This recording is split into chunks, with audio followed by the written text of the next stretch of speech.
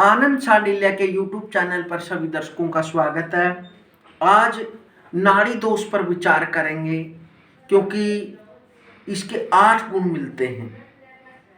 यदि आप कुंडली मिलाते समय शेष गुण मिलते हैं वर वधू के, वर्ण, वैश्य, तारा, योनि, ग्रह मैत्री, गण मैत्री, भकूट, और नाड़ी दोष नहीं मिलता, तो फिर क्या हो जाता है?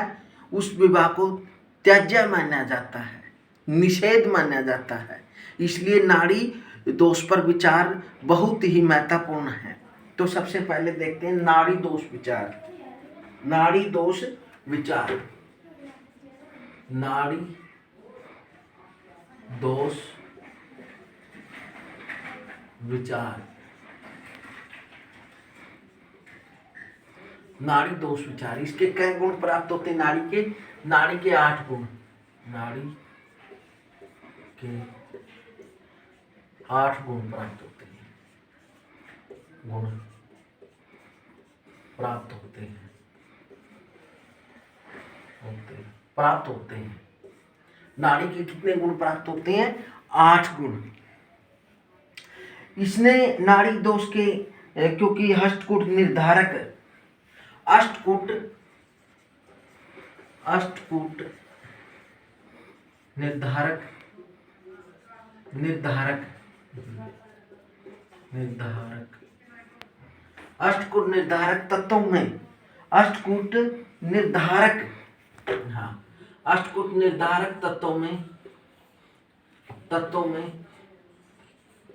तत्वों में नाड़ी को विशेष माना जाता है। नाड़ी को विशेष माना जाता है।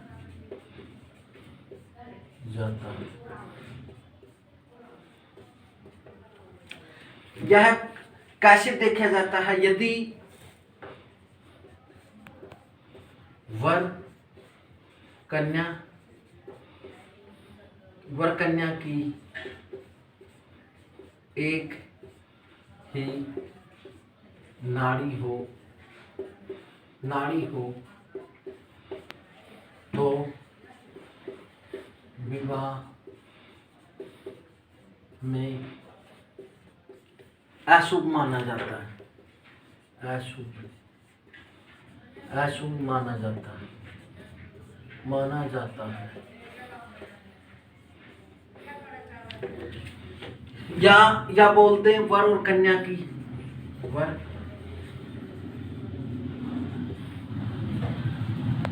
वर कन्या की एक ही नाड़ी होना अशुभ है। एक ही नाड़ी होना अशुभ है।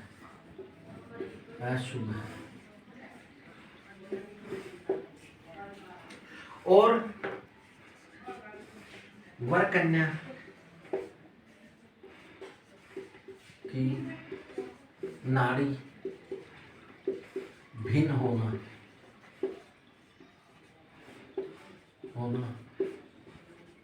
शुभ है। तो फिर कितने गुण प्राप्त होते हैं? यदि वर कन्या की नाड़ी भिन्न हो, अलग अलग हो, तो फिर 8 गुण प्राप्त होते हैं। कितने? 8 गुण प्राप्त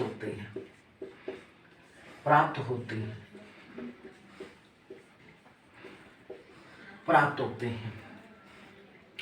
यदि वर और कन्या की एक ही नाड़ी हो तो विवाह में अशुभ माना जाता है। वर कन्या की एक ही नाड़ी होना अशुभ है। वर और कन्या की नाड़ी भिन्न होना शुभ माना जाता है। उसके 8 गुण प्राप्त होते हैं। और यह अश्वन्य आदि, देखो अश्वन्य आदि नक्षत्रों,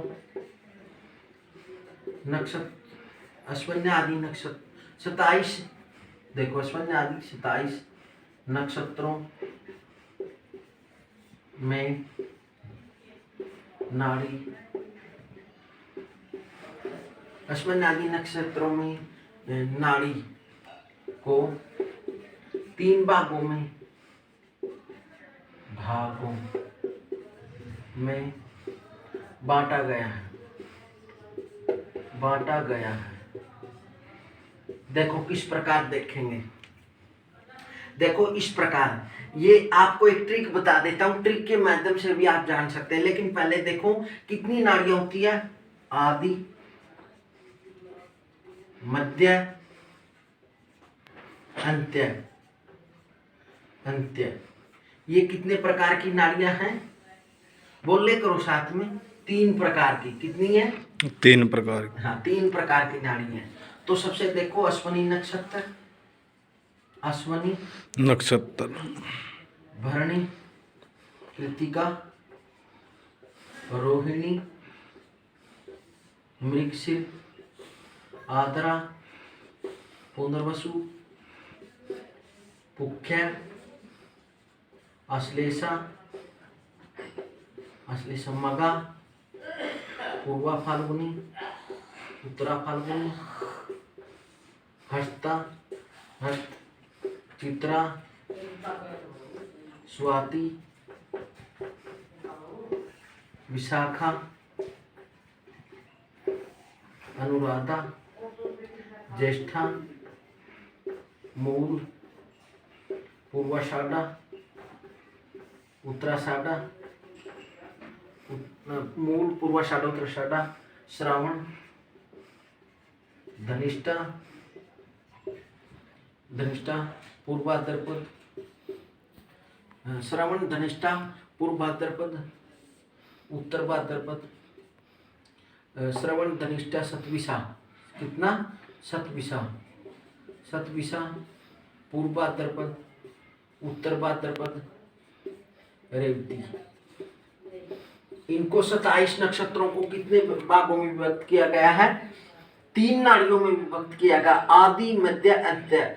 अश्वनी की आदि नाड़ी है, मध्य की भरणी नक्षत्र मध्य नाड़ी है, और कृतिका की अंत्य नाड़ी है। इस प्रकार से आप अपने जब भी आप कुंडली मिलान करते हैं तो वर और वधू का जन्म नक्षत्र देखकर उससे आप नाड़ी का पता कर सकते हैं। यदि जैसे उदाहरण के तौर पर लड़की का भी अश्विनी नक्षत्र है और लड़के का ज्येष्ठा नक्षत्र है, तो कौन सी नाड़ी होगी? आदि नाड़ी। आदि नाड़ी। तो आदि नाड़ी में क्या दोष होता है? यह परस्पर आपस में वियोग करवाता है, शादी के बाद वियोग हो जाता है, उनका अलग होना कुंडली के अंदर लिखा होता है। इस आदि, यदि आदि नाड़ी है तो उसमें क्या होता है? शादी के बाद वियोग हो जाता है। और मध्य नाड़ी है तो फिर क्या होता है? उनको वाधव्य योग बनता है, विधवा योग, एक की मृत्यु तुल्य कष्ट होता है। और अंत्य में क्या होता है? उनका विवाह जीवन संघर्ष में रहता है।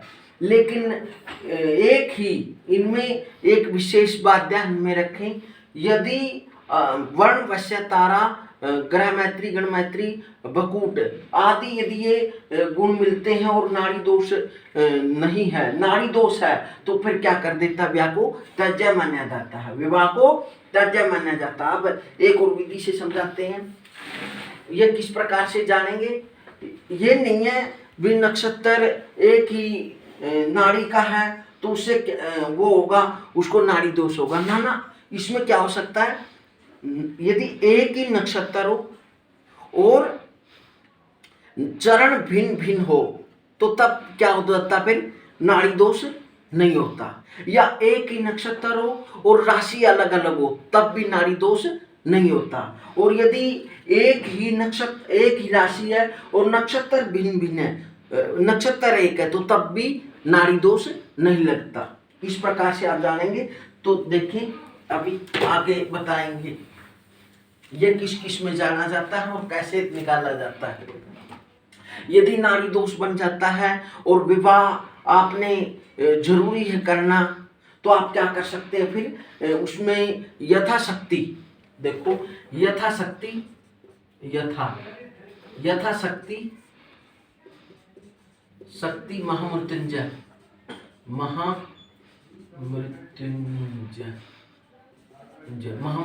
जप करवा सकते हैं, जप करवा सकते हैं।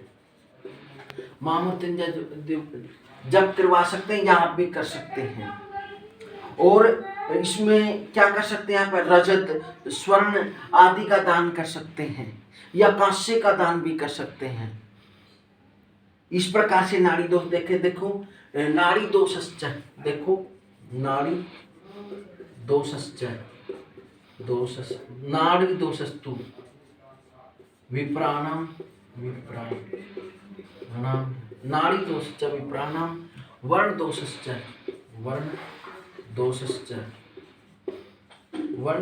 क्षत्रिय, नाड़ी दोषस्तु विप्राणाम, वर्ण दोषश्च क्षत्रिय, गण दोषश्च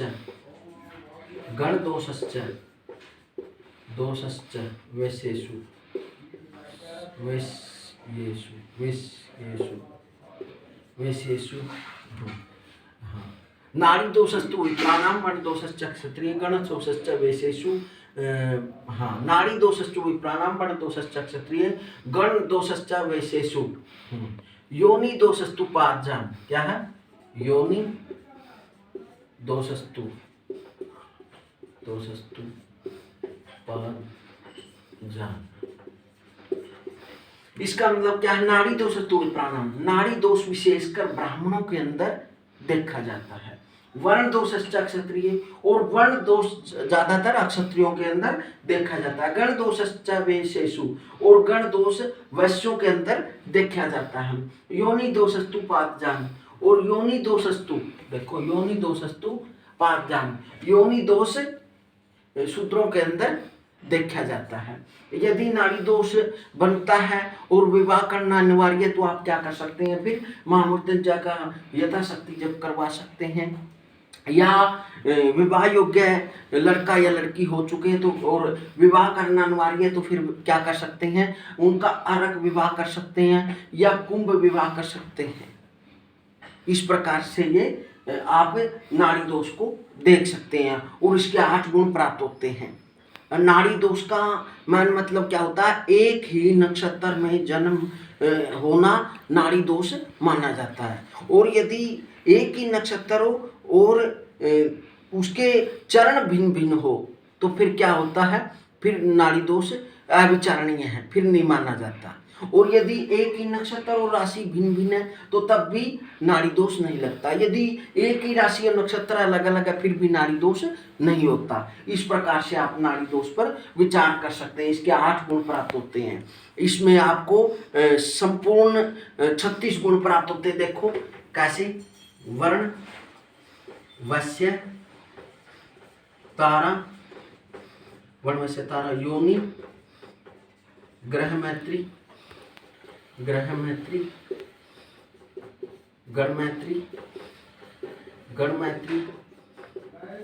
भकूट, नाड़ी।